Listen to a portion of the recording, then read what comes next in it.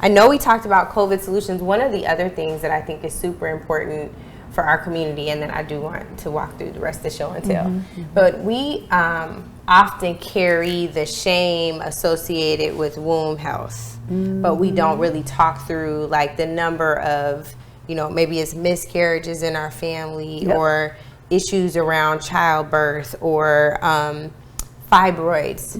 That's big. That's huge. Like I just found out recently I have a fibroid on my uterus. They were like, it's not big, it's of no consequence. I'm like, I'm not cool with it just sitting there posting up. So really to your point, if you don't attend to it. Well, I'm attending to it because I got Queen sitting right here. Yes.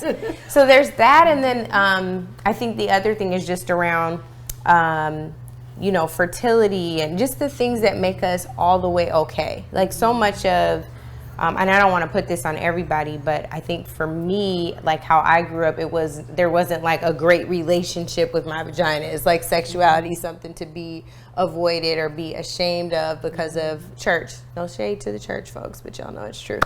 And so how do you get in right relationship with your body? And again, like the connection that you make between emotional and spiritual and physical healing is just profound. So I know you've done so much around womb health. I'd love to give people some tips on that too. First, I want to demystify the fibroid tumor. And by the time a woman is 35 or 30 years, she does have a fibroid. She may have a cyst first, and it's all showing up what's going on in her menstrual flow. So the fibroid tumor is crystallized mucus. That's the first thing. Wow. Right? So women are having hysterectomies because you have a cold in your womb. Wow. If you have mucus in your sinus, you have to drain out. So we take soup, we drink juice, we take orange, we do things to flush that mucus out and drain it out, right? We blow our nose. That mucus is coming out is what's in the womb. So we have to do the same. We have to flush the womb out through the foods that we're eating, the thoughts that we're thinking, the relationships from the past. All of that has to start to be released. And that's womb wellness. So all what we've been eating and what's been eating at us, it shows up in our womb. So I've been able to see that how we think, it's a prayer, awaken the womb of the mind, but what we think, we birth, we create. Awaken the womb of our heart, for what we feel, we birth, we create. Then awaken the womb of our seat of creation, for what we think and what we're feeling, we're also eating. We birth through our seat of creation. So every day we wake up and say, I'm going to love my womb again. Whatever happened to me in the past, I'm going to learn my lessons. Not to be angry at the past. Like someone will say, I got a divorce, and that when you say the divorce, you're still mad at the person anyway. What they did, what they took, but okay, so now we're going to cut the furniture, we cut the children up, we cut the house up, we cut our souls up. Don't say divorce, say transformation. Your womb will be so happy. When you're divorced, you're angry, you're bitter. Give me that ice cream, give me that cake, give me those cookies, I want some fried chicken, I want some mac and cheese.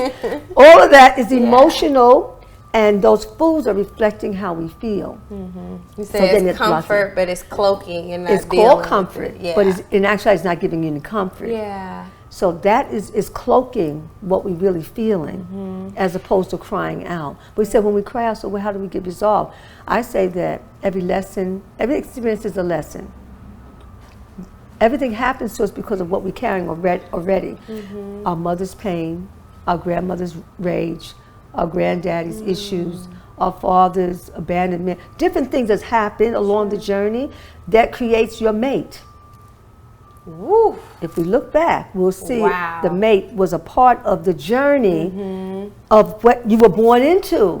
If you sit down and listen to some of the mothers and the grandmas and aunties, they're mad, they got attitudes, they're all of this. You was a little girl, grew up in that, and you carried that burden, and you go out in the world, I'm ready for a mate, and then you get trauma.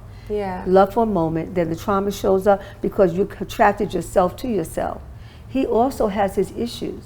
And if you have your issues, you bring those issues together, and that's why we keep having divorces and separations and broken families and madness and stuff. Now, don't add on the 400 years of plantation life. That we never resolved, that we never healed, all right? And all the abuses and the rape and all of that.